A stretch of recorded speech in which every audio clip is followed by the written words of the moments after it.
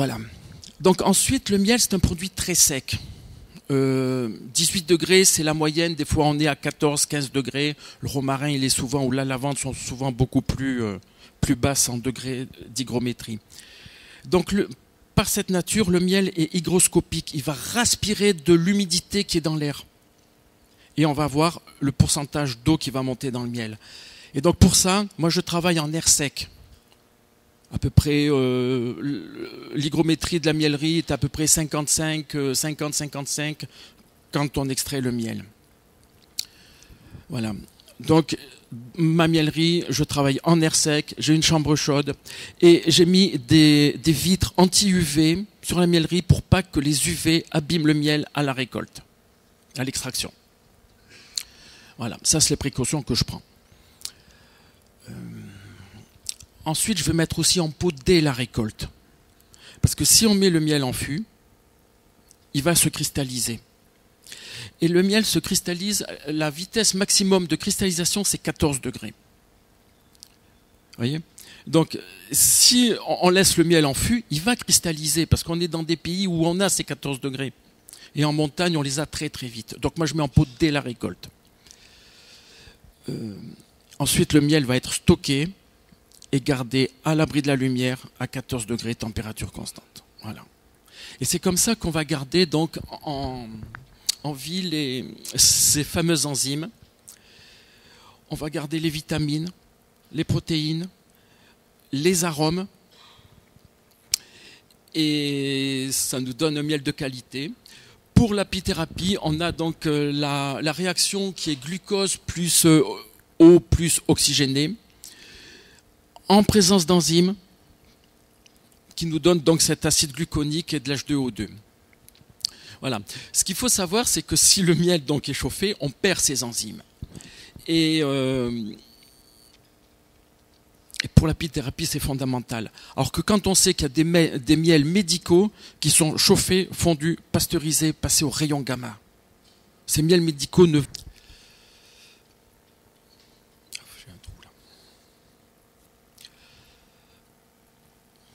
Voilà. Une chose aussi, on parle souvent des miels de thym, de romarin, ainsi de suite. Ce qui est fondamental en premier, avant la variété du miel, c'est la qualité du miel. Il vaut mieux un miel toute fleur de montagne ou un miel toute fleur de garrigue qui ait gardé ses enzymes plutôt qu'un miel de thym ou de romarin qui a été chauffé ou fondu ou pasteurisé. Voilà. En premier, c'est la qualité du miel. Et après, si on a le choix, là, c'est la cerise sur le gâteau. Non, mais ça, c'est pour tout le monde. C'est pour tout le monde, la question. Voilà. Bon, excusez-moi, c'est peut-être pas tout à fait dans le sujet, si, mais allez-y. je pense que ça... Moi, ma question, c'était de demander à ce monsieur ce qu'il pensait du nourrissement des abeilles pendant l'hiver ou en période critique à l'automne, avec du sucre. Du sucre qui est souvent du sucre de betterave, parfois cultivé de façon chimique, enfin je veux dire, et je voulais savoir ce que ça donnait au niveau justement de l'usage en apithérapie de ces abeilles qui ont été soutenues, partiellement nourries avec des produits qui sont loin d'être aussi riches que le miel, puisqu'ils ne contiennent plus d'enzymes, plus de vitamines, plus de... Voilà, est-ce que j'ai parlé assez fort? Je ne suis pas sûre. Bon. Voilà. Voilà.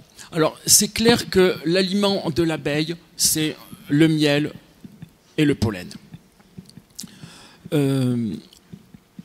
Donc moi, je préfère faire une transhumance, c'est-à-dire que les ruches qui sont en montagne, on va les mettre en garrigue, et à l'automne, on va avoir une autre floraison qui va nous apporter des provisions d'hiver abondantes. Voilà.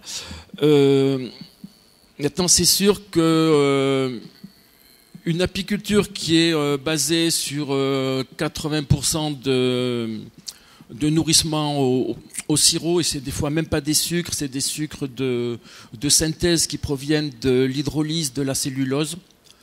On a la même formule globale glucose-fructose, mais dans l'espace, les molécules n'ont pas la même forme. Vous avez des molécules de glucose qui ont, donc c'est 6 carbones, il y en a qui forment un bateau, d'autres une chaise. Et il y a une molécule qui est reconnue par la nature, l'autre qui n'est pas reconnue. Donc déjà, ça c'est clair que ce n'est pas l'idéal pour la ruche. Maintenant, côté nourrissement, c'est vrai que pour moi, ça intervient en cas d'extrême limite si les ruches n'ont plus de provisions. Moi, je vois cette année, il y a eu des apiculteurs qui n'ont pas eu du tout de récolte au printemps et on n'a pas le droit de laisser mourir les ruches de faim.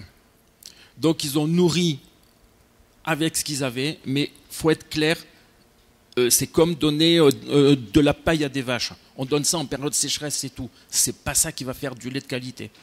Ben, pour les abeilles, c'est pareil. Oui.